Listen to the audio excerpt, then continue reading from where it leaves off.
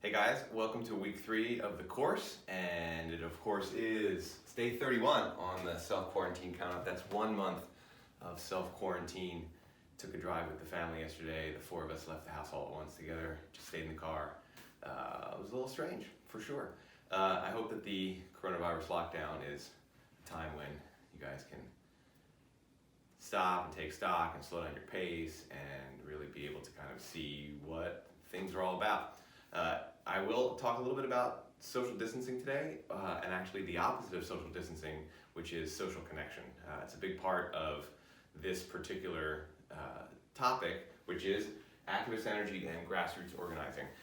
This is the part of the course where what we're going to be doing is, now we've gotten the full view, right? What a campaign is, and then the sort of the view from the top, the campaign manager's tasks and skills and how all that works.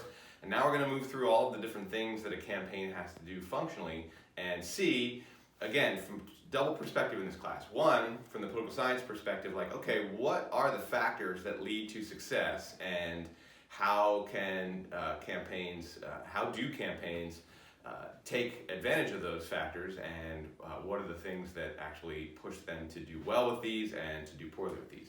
And then, of course, from the practitioner's point of view, what can you do to be successful at getting the most votes, right? Whether it's for a candidate and you need the most votes, or it's a ballot measure and you need 50% yeses, or if you're on the no side, you need 50% of the no's. How do you get across the finish line successfully? This is a really important topic, and it's of course a very interesting time for this topic because, as I said, with social distancing, a lot of the traditional techniques of grassroots organizing and activating activist energy are unavailable, and they're unavailable for the time being. And what is going to be really interesting, and it's impossible to say how this is going to play out in a year from now, in April of 2021. What are campaigns going to look like, and how is the pandemic going to affect our culture in ways that are going to actually transform campaigns? Campaigns right now in April of 2020 are struggling to deal with the reality of the fact that you just can't go knock doors. You can't have events. You can't have fundraisers. You can't rely on neighbors and friends and coworkers and students and community members just talking to each other about the candidates and the ballot measures that they're interested in promoting. So what's left? And we will talk about that. But today we're going to, here's the fuzzy screen. We're going to go back to a past, not so long ago in the past, when this kind of personal campaigning, face-to-face activities were not only available, they were kind of the bedrock. And knowing that we don't know what the future is going to look like, but this is all that I can talk about today, is how it is that grassroots organizing plays out in campaigns. Now, I put all the notes on the board. I'm not going to add to this. I do have a piece of chalk here in case I have to add anything, but I really don't want to messy this up too much. I just want to move through and talk about this. The first thing I want to talk about is campaign resources, and then we're going to zoom in and expand on one of those particular campaign resources, which is energy, and we're going to talk about growing your energy. And that's what grassroots activism is all about. Grassroots activism is all about, grassroots organizing, grassroots activism, I'll probably use these terms interchangeably, but grassroots activity is all about growing and taking advantage of the energy that's available to you out in the world. I want to look at the 3 basic campaign resources, though, one of which is energy, and just discuss them briefly, and then focus in on this. So, money. Obviously, money is an extremely important feature of any campaign, and no campaign can live without money. But you can live with way less money than maybe you think.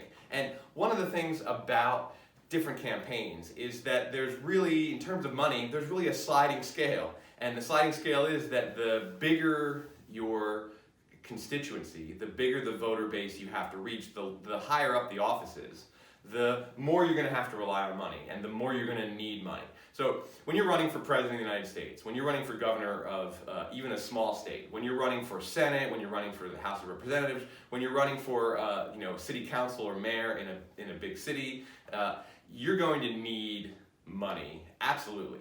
One of our interviews later this term, guest lecture interviews with Tom Hughes, who was both the mayor of Hillsborough, where he mostly just he himself personally knocked on doors in order to get elected. And then he later ran for Metro Council president, and the Metro Council has as its territory both Portland and the outlying metro area. In order to run for that office and succeed, he had to raise and spend, mostly on television ads, $1 million. So there's a huge difference. He needed money. When he was running for mayor of Hillsborough, he needed money to be able to print lawn signs and flyers and to be able to have just the basic physical resources that are necessary for running even the smallest campaign. But he actually ran not at the two ends of the scale, mayor of Hillsborough, president of the United States, but his Metro Council race was actually, he had to campaign to more people than some U.S. senators do. Bernie Sanders had an easier time to get in the Senate in terms of reaching people than Tom Hughes to be the Metro Council president, because there were fewer people in the entire state of Vermont than in the metro region. But money gets more important the higher up you get. I think that for a lot of you who are thinking about going into campaigns, you're going to be starting and maybe even spending most, if not your entire career in campaign, at the lower end, right? And the lower end doesn't necessarily mean those races are supremely unimportant, right? The lower end includes state legislative races. There are 90 state legislators in the state of Oregon, 60 members of the House, 30 members of the Senate. Those races can all be won with not a tremendous amount of money. And in fact, if you want to run for Portland City Council, you actually have to reach 10 times as many voters. If you want to run for Metro Council president, you have to reach almost 100 times as many voters, more like 50 times as many voters. So state legislative races are obviously very important, and the state legislature does a lot of really, really important things that affect people's lives directly. So those positions are very important, they're quite powerful, yet they occur lower down on the scale of campaign resources, or at least on the money scale.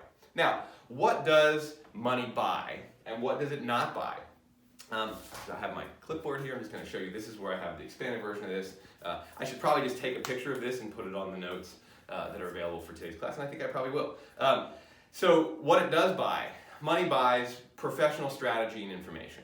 And I talked about that in the campaign overview, and that is always going to be important. The ability to pay a campaign consultant, to pay for some polling, or at least focus groups, right? You don't always need polling, but focus groups are definitely very important for helping to figure out what your message is going to be. So money can buy, and I think personally that the most useful expenditure of money is paid professionals. So it can buy that. It can also buy employees, right? It can buy people who are paid to run your campaign staff. It could, a campaign manager is of course a paid professional, but it can get you people who are, a deputy campaign manager. It can get you people who can have their 9-to-5 job, though it's mostly a 9 to midnight kind of job for most people, as you probably have heard already from Rebecca, and you're going to hear in the guest lectures for this week, and you'll hear in the future as well.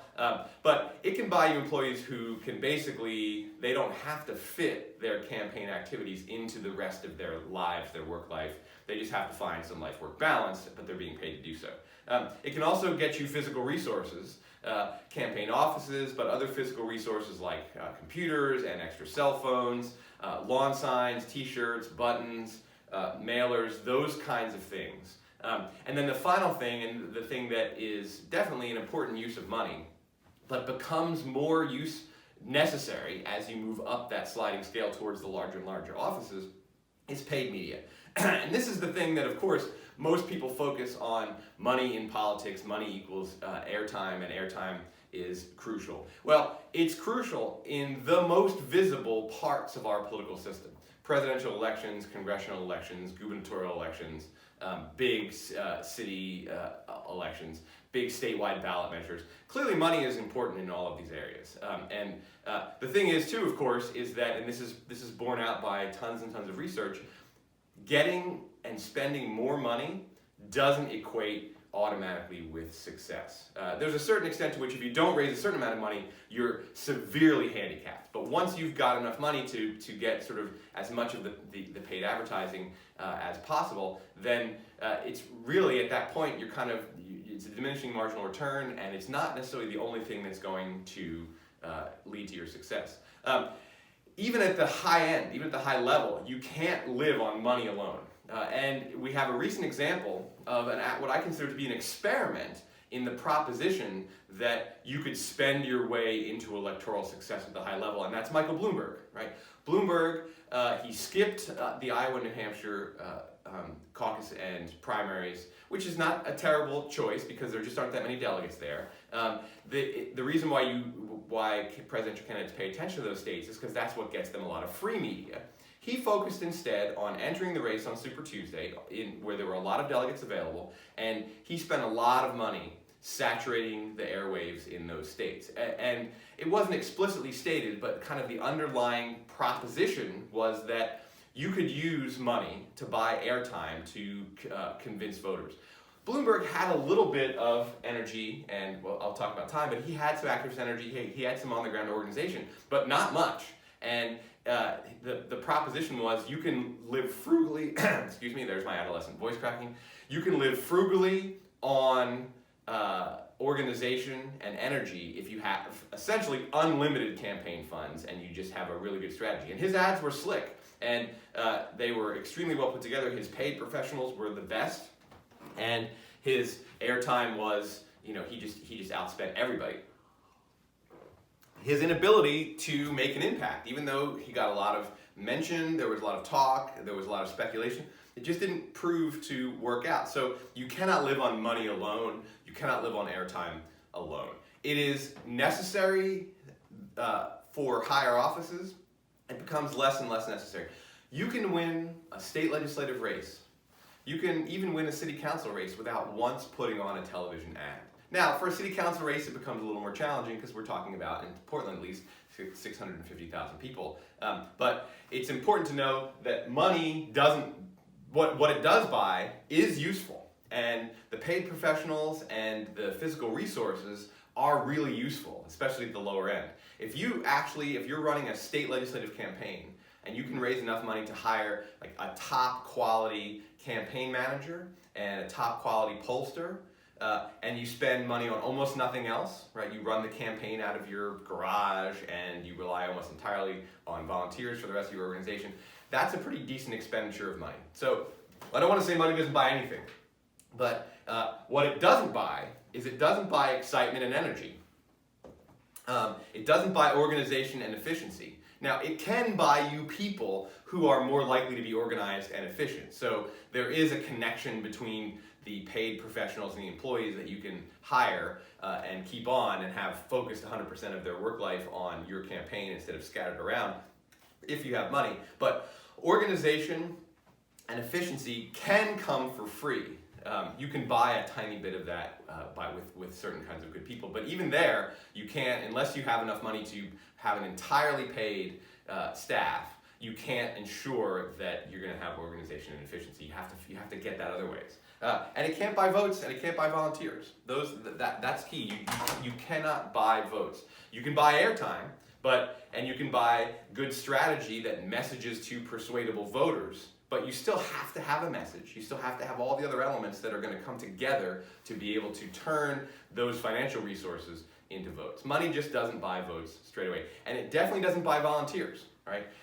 Michael Bloomberg had volunteers, right, but not a lot, and he certainly didn't have anything like what the other campaigns, on the other end of things, there's the Bernie Sanders campaign, which while he had raised money, and he raised a lot of money from small dollar donations, which of course is just, the money's the money, right? If you can raise $100 million, whether it's from 5 rich people or from a ton of people giving $20, it's the same amount of money. But when you raise small dollar donations, what you're doing is you're tapping into that activist energy, and you actually are you're going to have a lot of volunteers. Somebody might give you $50 and volunteer 5 hours a week for your campaign.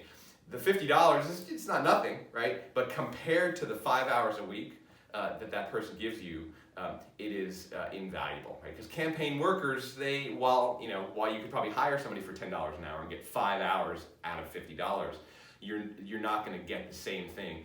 I won't say that volunteer labor hours are priceless, but they are really much more valuable even than the sort of the market value that that person could sell their labor for on the market. Let's say somebody makes $35 an hour in their regular job, and when they volunteer for you, if they really believe in you and your campaign, either the candidate or the ballot measure, you're going to get way more than $35 an hour worth of value out of them. Okay, so that's what money can and can't buy. I will never say that money is not an important factor in campaigns, but I do find myself spending a ton of time downplaying the importance of money, because I think in our public perception and sort of our dominant culture, we believe that money is really, especially in politics, even in broader life, money is such an important factor. And yes, it is a factor. It's just not the key. Energy, which I will expand on today, so I'll just touch on it pretty quickly here. Energy is key in all races, but especially in down ballot races. The farther down you get, the farther along lower end of that sliding scale spectrum that I talked about just a minute ago, the more important energy is. And in fact, it's not only more important, it's the key to victory, right? If you have, let's say you're running for a state legislative race, and you somehow have $250,000 to spend on this state legislative race, which is way more money than you actually need. Let's say you have all that money, and you can hire paid professionals to do good focus groups, and you can put up ads, but that's not the primary way that people make their decisions about down ballot races. You can do one thing with money in down ballot races that's hard to do, and that's the big slog, and that's get name recognition and get people to realize, oh, there's here, maybe even on the back page of the ballot, there are some bubbles to fill out. But that's a bizarre scenario. No state legislative candidate's going to have $250,000 to spend on ads, and if they do, they're probably best off donating a lot of that money to their fellow party members in other districts to spread it around, and that kind of leadership PAC money, if you actually can spread it around, is going to benefit you later on in your political career as you want to get into a leadership position. That's a totally different class. But it's really key. Energy is super key in down ballot races. The types of energy, there are, I am definitely not a chemistry or physics professor, but I know some things about energy. There are more forms of energy than these three. There's electrical energy and there's heat, and honestly, I really don't know all the forms of energy. But these three forms of energy are metaphorically connected to the type of energy that you need in a campaign.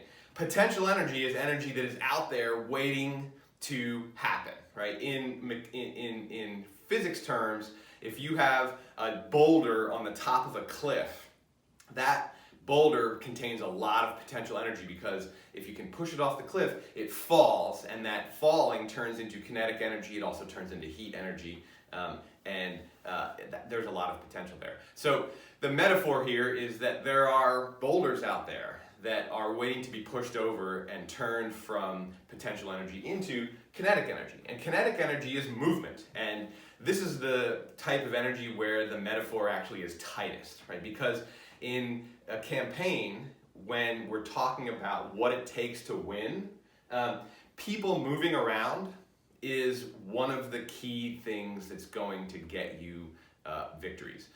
People knocking on doors, people holding events, people talking to other people, people going to opinion shapers like editorial board meetings and bloggers. That's, in some cases, it's virtual kinetic energy. It's reaching out with an email or it's making a phone call, but in other cases, it's actual physical energy where you go and meet with people. And as a lot of people that I've been talking to in this coronavirus time are telling me, it's a real handicap not to be able to actually use all of that people energy that is out there and potential, and that filling that with other means that maintain social distancing is inferior. Just one example, and Peter Toll talks about this in his guest lecture for week 5 when we talk more about this kind of strategy.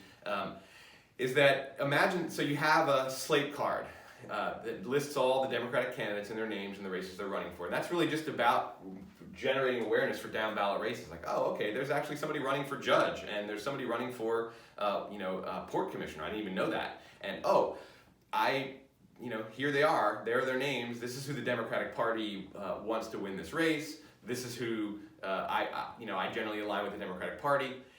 If somebody comes to your door and hands you this card, you're going to look at it, and maybe you're going to, as soon as the door is closed, maybe you're going to toss it in the recycling bin. But because there was a human contact there, and because you then also saw the excitement and energy, or even just the humanity of that person who looked in your eyes and handed you that piece of paper, it's going to have a greater impact than if that same exact flyer came in your mailbox. And when it comes in your mailbox, it's there with the Papa John's flyers, it's there with the junk mail, the people who want to clean your roof and do landscaping, and who want to give you extra credit cards that you can't afford.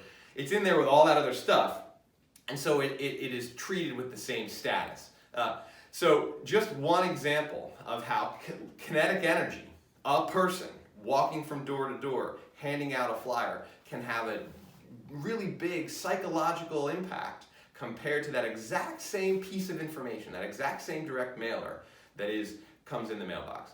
Not to mention that when we talk about money, that person who's walking around handing out those flyers is almost certainly working for free, right? You might actually have the ability to pay some canvassers, but that person's almost certainly working for free. When you send something through the mail, it costs money. Now, you need the money to print up the flyers in the first place. So again, that's what money can buy. That's one of those physical resources that money can buy. It's necessary to have hundreds of dollars at minimum to run a basic campaign just so you can actually print stuff up. You don't need fancy t-shirts, you don't need buttons, but you do need at least flyers and lawn signs. And then the people who are going to do that. Again, a lawn sign is another good example of a kind of kinetic energy where somebody, in this case, literally goes out on the lawn and puts the sign in. If your neighbors see that sign, they're like, oh, okay, it's more than just a name, it's an acknowledgement that somebody who is in my community, and maybe somebody who I actually have talked to on the street and now from 6 or more feet away, but you talk to them and you're like, oh, I actually respect that person's opinion. They're voting for this candidate. They're supporting this. They're doing more than voting. They're supporting this candidate. So yeah, when it comes time to flipping over your ballot and seeing that person's name, you're much more likely to do that. Again, compared to just getting something in the mail from an anonymous source. So that's kinetic energy. Chemical energy this is the most metaphorical of all in terms of my usage of it. Chemical energy is about chemistry. It's about excitement. It's about making that connection. And again, consider the difference between somebody coming to the door, utilizing kinetic energy to bring you this slate card, or this flyer, this piece of direct mail for a specific candidate that has their name and their face, and on the flip side it has the bullet points of their issues. That is going to get to you much more successfully than if it's just a piece of paper in the mail with the Bank of America credit card offer and the Papa John's flyer and all the other junk mail that arrives. Imagine if the person who comes to your door really sort of vibrates, metaphorically, not literally, with excitement and energy, and they really believe in it. You can sense you're gonna make a stronger human connection, right? If somebody comes to your door and says, "Hi, my name's Jack, and I'm supporting X candidate. Here's their flyer," and you're like, "Oh, hey, thanks," and they then walk away, you are going to be much more likely to just look at it, flip it over, and then put it in the recycling bin. If that person really looks like they have dedication, like they really believe, they're going knocking door to door, you're sure this person's a volunteer. The other person, you're like, well, they're probably a volunteer, but maybe they were paid. You don't know from your side of the door. When you see somebody who's vibrating with excitement, who's clearly dedicated, who's clearly excited about this candidate, who's actually willing to talk to you about that candidate if you want, right? And who has the sort of interpersonal diplomatic skills to be able to tell whether you want to continue talking or to leave you alone.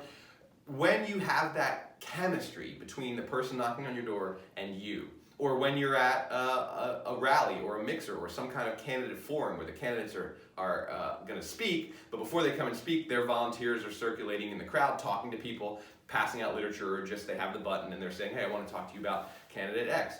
The more chemical connection there is there, the more chemistry, the more likely you are to actually yourself get excited. Chemical energy can be, in the physical world, it can't be transferred because all energy is either transferred or it's transferred from one form of energy to another. In politics, you can actually amplify that. So unexcited person can make other people excited. So those are the three types of energy that get activated in a campaign. And I'll talk about how they kind of map onto the things that you need. Let me move on now to time, because time is an interesting resource. It's a resource and it's also a factor. It's a factor in the sense that time is limited, and it's also expandable. But let me first talk about why it's limited. One, the calendar is fixed. The number of days between where you start your campaign and election day is fixed, right? It's that many days times 24 hours. That's what the calendar is. And also the principles of the campaign, their time is fixed, right? So if you have a candidate and a campaign manager, each of those people has 24 hours a day minus whatever amount of time they need to ensure that they can actually have a sustainable life, that they don't collapse, they don't freak out, they don't make huge mistakes. So call it 16 to 18 hours a day times however many days. Those are all fixed, and time as a factor is something that you have to use well. This is where efficiency, which is one of the things that you need to grow your energy, but this is where efficiency comes in. When the candidate or the campaign manager wastes their time doing things that don't win them more votes, or that don't win them endorsements, or that don't raise them money, or that don't get them more volunteers, or don't effectively get their messaging out there, you don't get that time back. When you work your candidate too hard and they need to take 2 days off because they've just gotten burned out and there's just no way they can do anything, you've just lost 2 days of face-to-face contact, of campaign time, of making phone calls to potential donors, of talking on the phone or talking in an office with potential endorsers, opinion leaders. So time is in the sense that time is limited. It's a factor that has to be dealt with, and this is where energy actually comes in. And given that the calendar is fixed, and that your principal's time is fixed, and your campaign manager's time is fixed, the making more efficient use of the available time is going to maximize that particular resource. Time is expandable in a couple of senses. One, it's expandable in the sense that you can make more efficient use of it, though there's still a boundary there, right? It's not infinitely expandable. It's not even that super expandable. If you're operating at the highest level of efficiency possible, you still then, the calendar, the actual 24-hour day is the boundary, and you're going to run up against that. Many campaigns are quite efficient, and at that point, time's not expandable. The way in which time is expandable the most, and the most important, is through labor hours. There are only 24 hours in a day, but for every person you add to the campaign, you add 24 hours. So the calendar is fixed, the candidate's time is finite, the campaign manager's time is finite, and of course, the campaign's time is not infinite, but it's way less finite.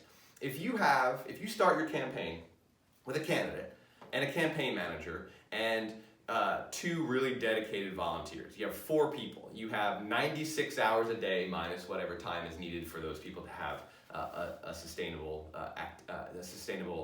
work life and human life. If you rope in 10 new volunteers, each of whom gives 5 hours a week, that's 50 hours. You've added a couple of people. You've added more time. So obviously, the more people you add, the more volunteers, and of course also the more employees you have, the more you can expand your time. Now, that's where there's a connection between money and time. Money can't buy votes. It can't buy love, though it can definitely buy something that is a proxy for love. In a lot of people's cases, if they're emotionally stunted, they can buy something that feels to them like love, but ultimately it's not. That's a digression. But money can buy time, because you can purchase employees with more money. Now, one of the things is, though, that's an interesting trade-off in a campaign. And I indicated this last time, because to raise money requires time and energy and effort. So as you raise money and you spend that money buying labor hours to expand your amount of time, you've had to give up a certain amount of time in order to buy that time. And there's a point at which you could be spending more time raising money that buys you extra time, and you actually are going backwards instead of forwards.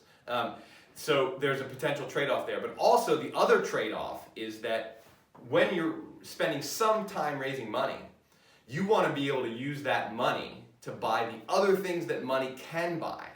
You don't necessarily want to spend that money on time, buying labor hours. So, for a larger campaign, you definitely need more than just the campaign manager and one or two other paid people. As you move higher and higher, you scale up and you need more people to be actual professionals and on your campaign. So you do, to a certain extent, you have to spend money to buy time. But further down ballot, the more money you expend to buying labor hours, the less you can spend that money on other things. The less you can spend that money on direct mail, even though that's less effective than people knocking doors. You can't necessarily knock every door, so you want to get those flyers out there. You have to be able to print stuff up for people who are going to take to your doors. You want more lawn signs.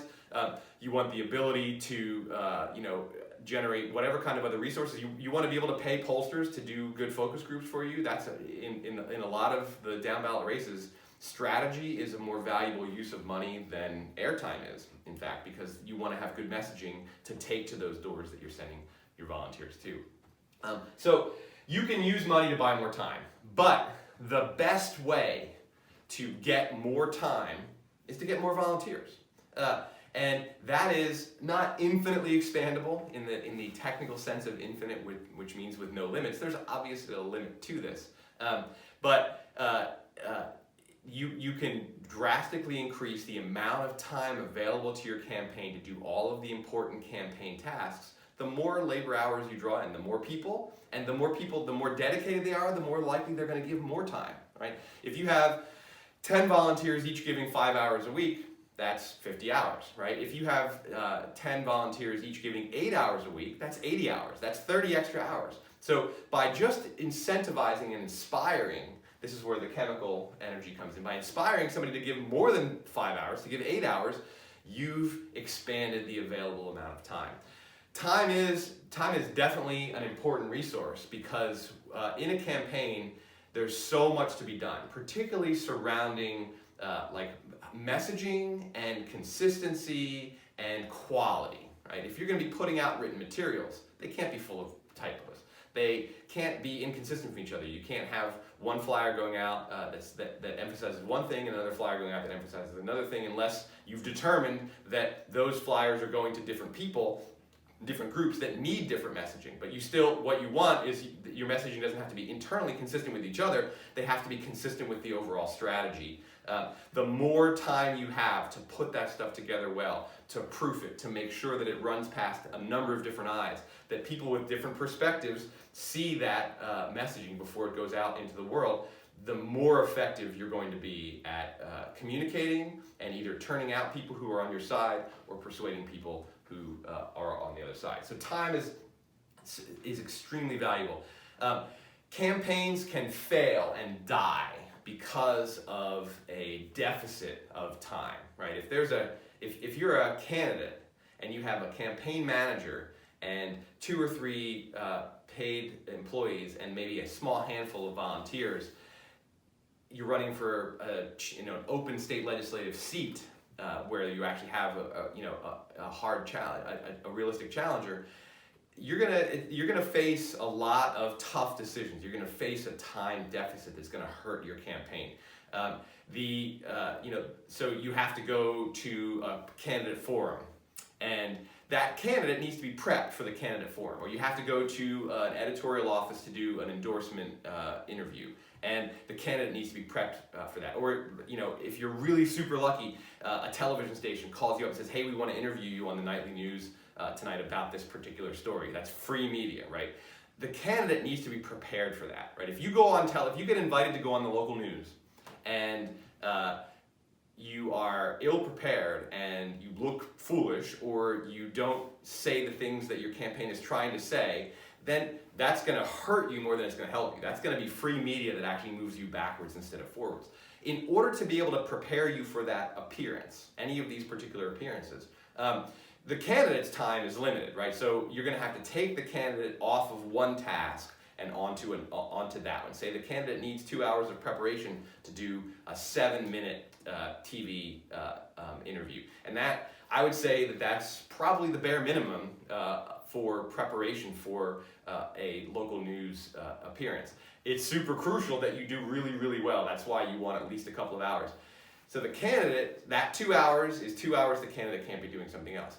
If you have a very skeletal staff of paid employees and volunteers, getting ready for that 2 hours is going to cost your organization other things that it could be doing. If you have lots of people, then you can put lots of people on that task, or you can pull, say, 2 really key people off that task and give the things they needed to be doing that afternoon to other people who have a similar skill set. Then you're going to have a much more effective candidate presentation. You're going to have a much more effective 2-hour prep time, and not only is it going to be effective, it's not going to set you back in other areas, right? If I'm basically I'm the speechwriter, and I'm also kind of the lead message person, and I'm the one who has to we get a phone call that morning from the local news station that they're going to put our candidate on the air and interviewing them about something that's going on, right? Like, oh, you have an important part of your platform is about environmental concerns in the expansion of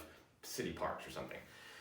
Great, excellent. And you've been talking about that. They want to put you on the news. Fantastic. They're probably going to put, they have to put the other candidates on the news as well. You want to be as good as possible. So we take our speechwriter and put them on the task of prepping. Well, before you can spend that 2 hours with the candidate, you're going to have to spend 2 hours yourself getting ready to prep the candidate. What can the speechwriter not do during that 4 hours? All the other things that speechwriter is doing: writing the next good stump speech, paying attention to the communications that are going out to other forms of press. Obviously, in this case, a deficit of time is going to be really problematic for this campaign, especially because these kinds of opportunities don't come along all the time. You have to take advantage of it, but what falls off the table when you slide that new plate on the table? Using the table metaphor, the more labor hours you have, the bigger the table gets, and the more things that you can put on the table without other things sliding off of it. Okay, I think I've probably made that point sufficiently clearly, but it is, to me, important enough to be repetitive to drive home exactly how important this is. So, how do you expand your time? Well, you expand your time with more volunteers, and mostly, you can, as I say, buy employees. How do you get more volunteers? It all comes back to energy, right? How do you get more energy? This is the most important part of a campaign. Now, especially if we're talking about a ballot measure campaign, a local or statewide ballot measure, especially if it's a local ballot measure where you're really not going to have a lot of money, you're not going to raise a ton of money, and you're not going to do a lot of major paid media. For a statewide ballot measure, you're going to definitely need a decent chunk of money to do paid media messaging, absolutely. But even in both, ballot measure campaign, like you need a lot of energy. For a candidate campaign, it's less necessary, but you need more energy. How do you do it? That's what grassroots organizing is. And in fact, the techniques of grassroots organizing apply to all kinds of areas of politics. If you're an advocate, if you're a lobbyist, if you're working with people who are a vulnerable community, or you're working with people who want some kind of change, you're going to do grassroots organizing to be able to do your advocacy much more effectively. So grassroots organizing works both in the campaign side of things and in the governing side of things, where when you're advocating for policies, the more energy you have, the more you're going to be able to be successful. If you can get 50,000 people to march on Salem you're going to raise, for a particular cause, you're going to raise a lot more awareness among the legislators who are in session right at that point, considering policies that you want them to push forward, than if you have 100 people with handwritten signs, right? So obviously in advocacy, this is really important. This is not a class about advocacy, but a lot of the lessons that can be applied to advocacy can be applied to campaigns and vice versa. In fact, one of the guest lecturers this week, Candolyn Johnson, who is right now working on a statewide ballot measure campaign as the deputy campaign manager, her background is in grassroots organizing and advocacy. So she learned a lot of lessons. She's on her first big campaign. She's done other campaigns, but she's on her first big campaign. But all of the lessons she learned as an advocate are coming into play on this ballot measure campaign. So grassroots is both campaign and advocacy. What do you need to grow your energy? Well, I would say this is sort of in order of maybe chronological order. The first thing you need is dedication. You actually need a core group of people who are dedicated to the cause, which would be a ballot measure in terms of campaign, right? If it's advocacy, it's the policy cause, or the candidate, right? Hopefully that you have the candidate themselves, right? That the person running is super excited and super dedicated. That the reason why they're doing this very hard thing that can be exhausting, it can be exposing, it can put tension on family relationships and other relationships. It can actually affect whatever job that person has that's outside. You better hope that the candidate themselves is dedicated to winning this election. And why would they be dedicated to winning this election? You know, I mean, if it's at the high end, you could say, well, it's for power and it's for exposure and all celebrity, and that's definitely true. People run for president, governor, senate for those reasons. But anywhere lower down on the ballot, and even at the top end of the ballot, the reason why people are running is because they believe that they have solutions to problems that are really important, that they want to help their communities, and they're really dedicated to it. So the candidate is going to be dedicated. If the more your core group, the people you start with, are dedicated, the more chemical energy you're going to have. And in fact, the more potential energy is already going to be turned into kinetic energy, right? People are excited. My next door neighbor, right over in that direction, he wants to run for city council at some point, right? He's a relatively young guy, and he's a firefighter right now, but he sees a political future. There are issues that he thinks aren't being adequately dealt with that could be dealt with. He's really dedicated. He talks to me about it. You know, now we talk at a social distance, but we used to, talk in a much more friendly way. We had cocktails on my front porch all night. He talked to me, and it's hard to get me excited, actually, about things I'm not already excited in. And his chemical energy I was like, oh yeah, I could see myself doing something for this guy's race. And for me, anybody who knows me and knows that I kind of do keep politics at an arm's distance, should know that that's actually a pretty big thing. Dedication to the cause, to the candidate, and when you're dedicated to the candidate, you're probably going to be dedicated to their particular issues. Now, this can be generated more. Like, you don't need to start a campaign as a candidate until you actually have a core group of people who are really excited about you. And that would actually be really beneficial. So starting off by having a dedicated group of people is going to make all the other steps that much easier. If you're starting off with one super dedicated person, you can do all these things, and of course it will build on itself.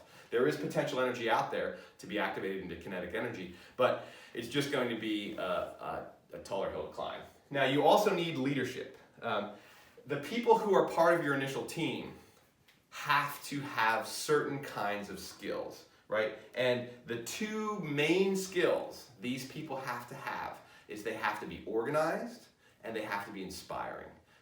That's what I mean by leadership in this particular context. They have to be able to inspire people to add themselves to that cadre of those who are dedicated, and they have to be able to be efficient enough to make really good use of those people. Inspiring a bunch of people to carry signs and wave flags and march, that's really great. But if you don't actually make the most efficient use of that, you've only got one half of what I consider to be that kind of leadership quality. You have to make best use of that stuff. Just activating the chemical energy, the dedication, isn't going to be enough. You actually have to make use of the kinetic energy.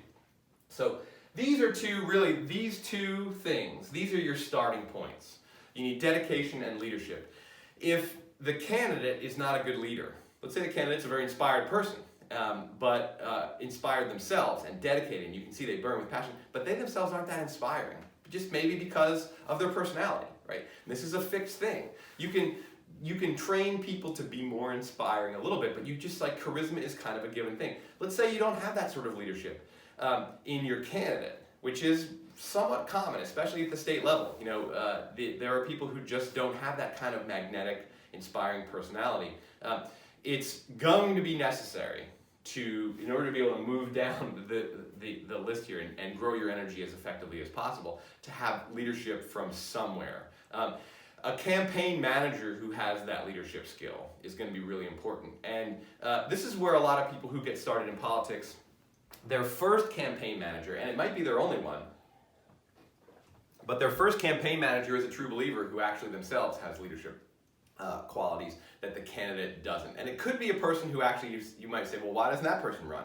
Well, maybe they don't want to. Maybe they don't want to be out in front of the cameras, right? You could be a super inspiring person, right? You could be somebody who could give the great halftime speech to the team, to get them to go out there and overcome the 4-touchdown deficit and win the game. But you don't necessarily want to be the quarterback, right? Or you don't necessarily want to be out there in front. I'm starting to mix my metaphors, I apologize, but I think you get the point. There has to be somebody initially with leadership, at the point at which you can hire somebody, that's one of the things to look for. So if you're a candidate and you don't have a team yet, right? You're dedicated to your cause, you want to run, and you feel like you can make a difference, and you feel like it's your calling to go make a difference, but you understand, you look in the mirror and you say, yeah, you're not the kind of person you're not that super organized, you're not that super inspiring or charismatic, but maybe, and hopefully, if there's somebody in your life who you can get to believe in you, and they do that, they have those traits, excellent. If you don't, then hopefully you have the ability to raise enough money initially, your startup cost for your campaign, so that you can go out and find a campaign manager who actually brings this to your team.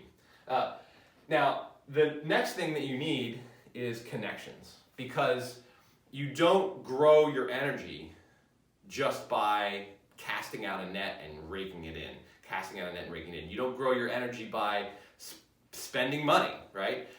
You might have a ton of money and you can buy a good campaign manager and you can buy paid professionals who can run focus groups, but you don't have connections. And to a certain extent, you can buy connections, right? You can buy people who are connected. You can get a campaign manager who has a lot of connections, who has grassroots experience, and who knows people who know people who know people. But the point is that you actually need a starting point, because what connections do, and I'm actually going to write this up here, I'm going to change the board a little bit.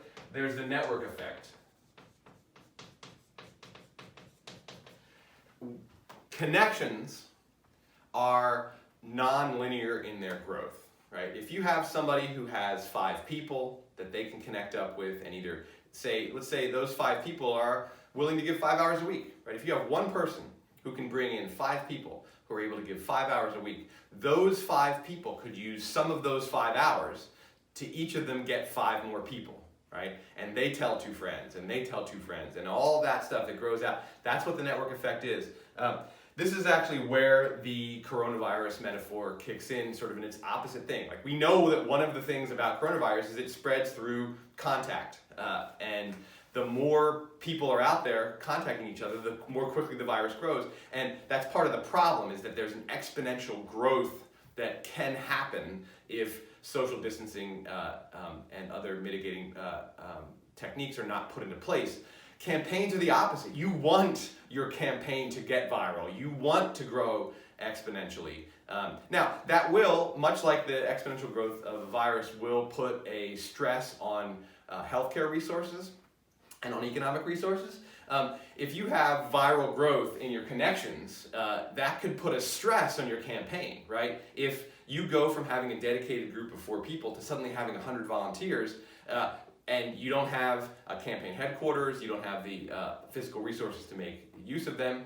In this case, it's not going to make people sick and die. It's just going to actually what's going to happen is you're going to dissipate that, and you're going to lose that. So what you also need to make the network effect as you're hopefully exponential or at least above linear growth, or even just linear growth is good, right? In a campaign, if you can start with 4 dedicated people, and by 2 weeks from now you have 8 dedicated people, and then you have 12 dedicated people. That's just plain old linear growth.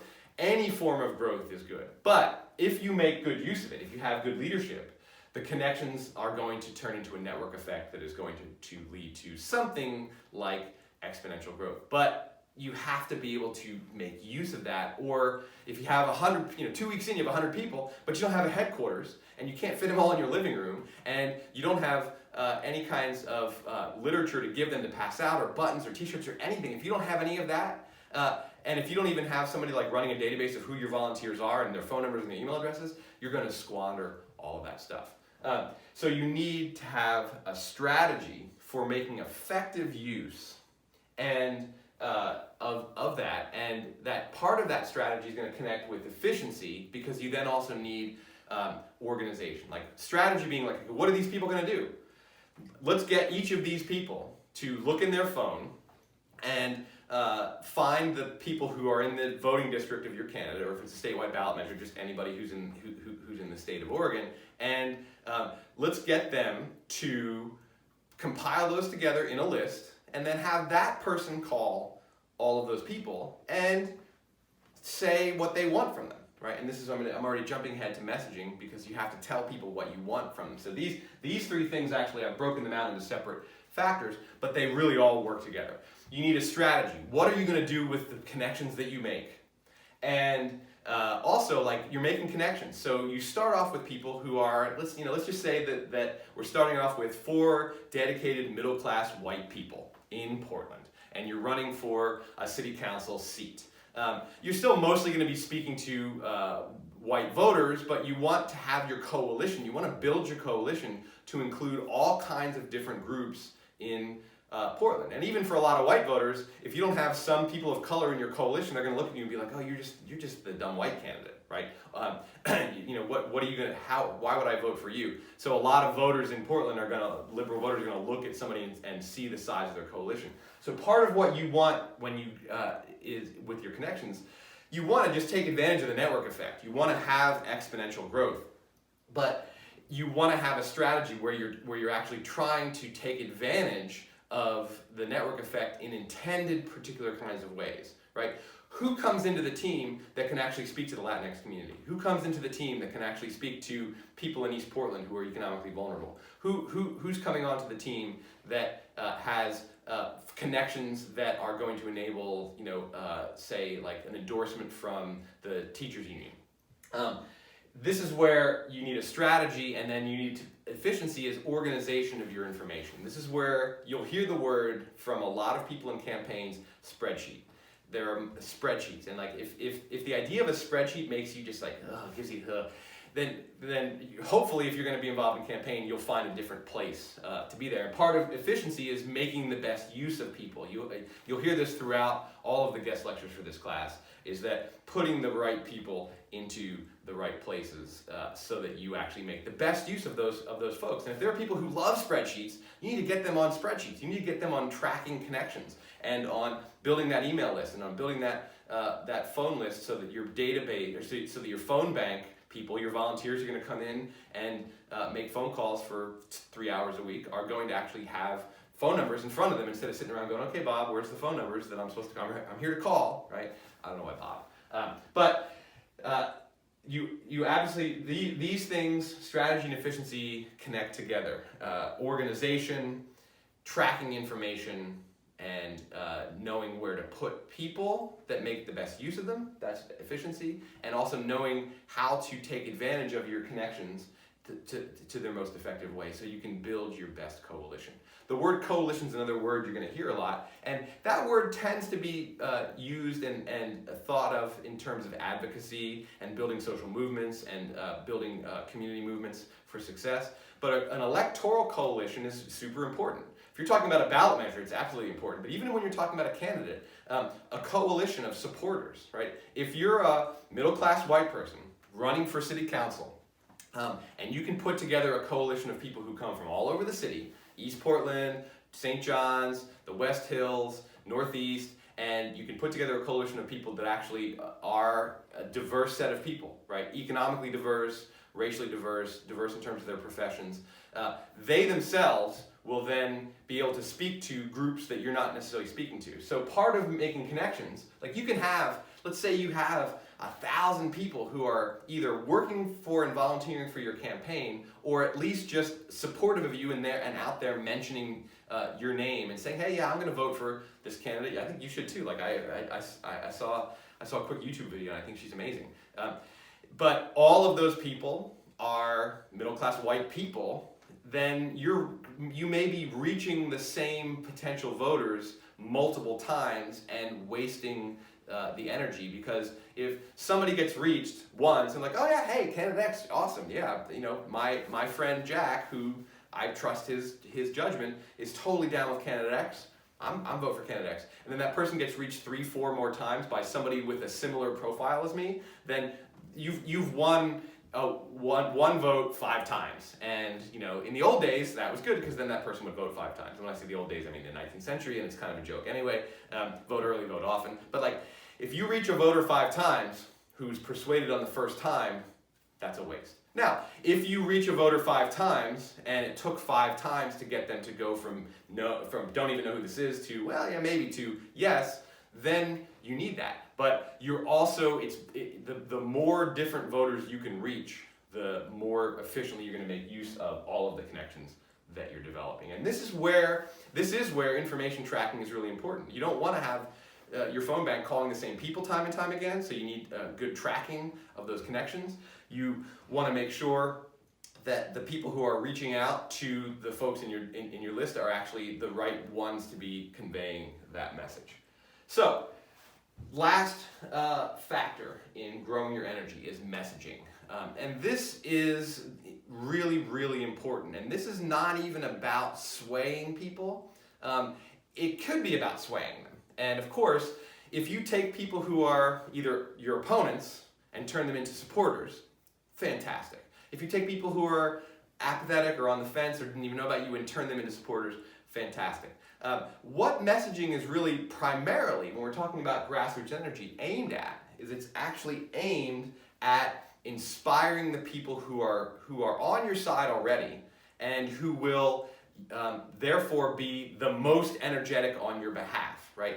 This is all about chemical energy, okay? Once you've done all this stuff, once you have started to make connections, you have a strategy for who to reach, you have an efficient use and tracking of all of your people resources, you get people on the phone, you get people at all these front doors, you get people at a candidate rally or a house party for fundraising. And fundraising is not just an opportunity to raise money, it's an opportunity also to grow your grassroots energy, right? If you get 50 people at a house party and each of them gives you $20, right? You've raised $1,000, and that's great.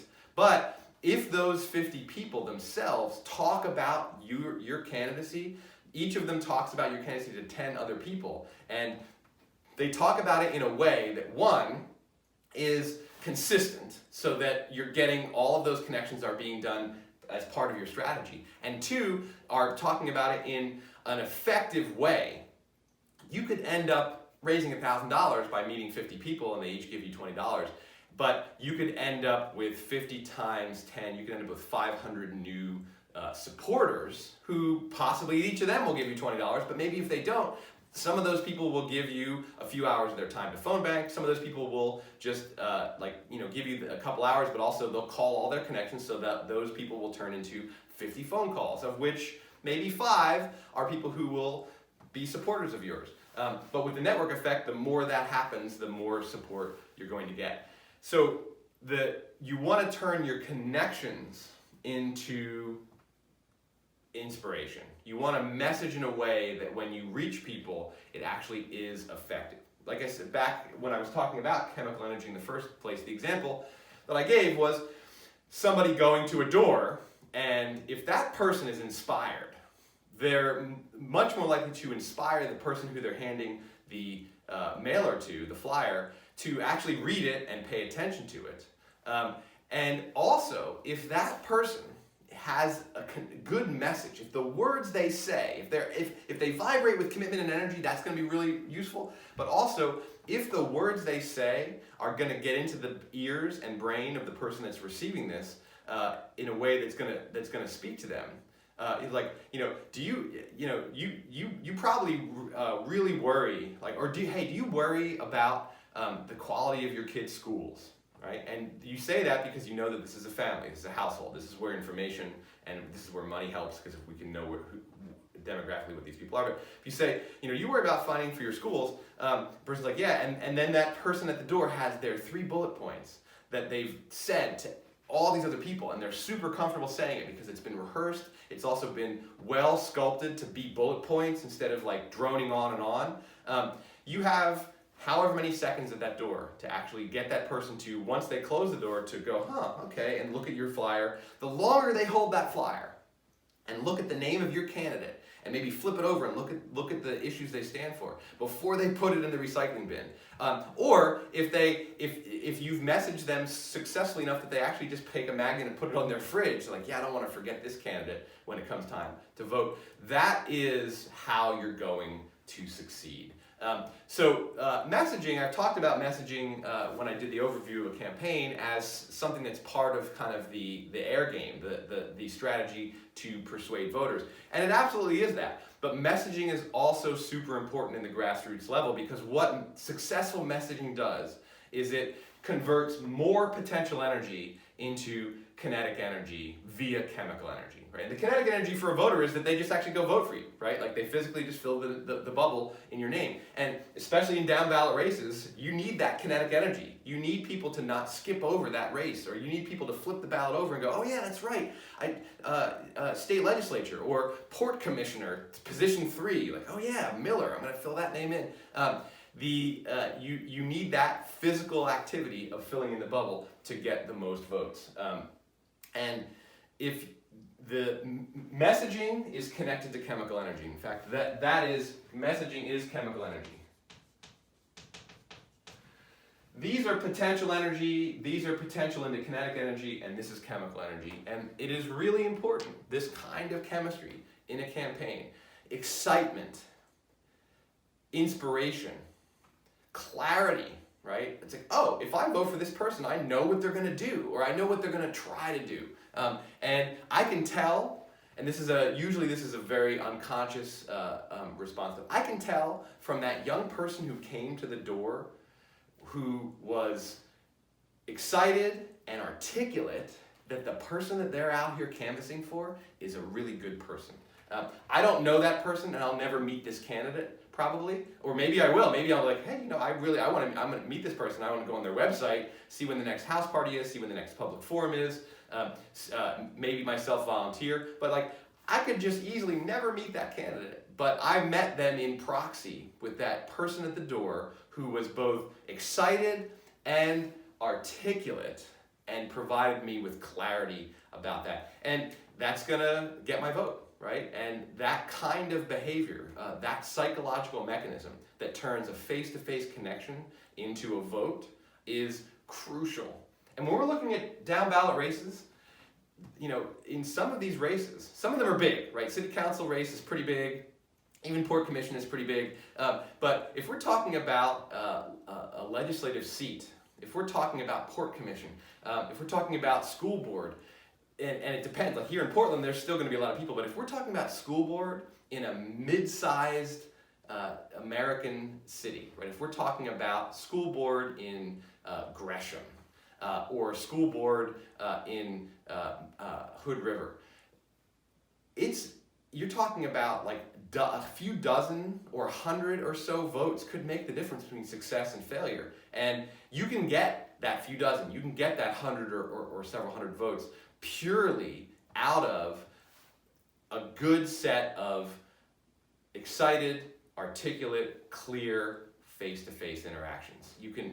But in order to be able to get that message, like the messaging is at the bottom of this list, because messaging is what happens when you do all of the rest of this stuff. You reach as many different people as possible. You get as many doors knocked, you get as many flyers in people's mailboxes, you get as many social media posts. There's all kinds of ways to get those messages, though I'm not talking about social media posts right now. But the end of the line is that connection with individual voters. You win elections, especially down ballot, by winning one voter at a time. Now, hopefully, you're winning one voter at a time really quickly, right? Because time is of essence. If you're winning one voter at a time per day, you're in trouble, right?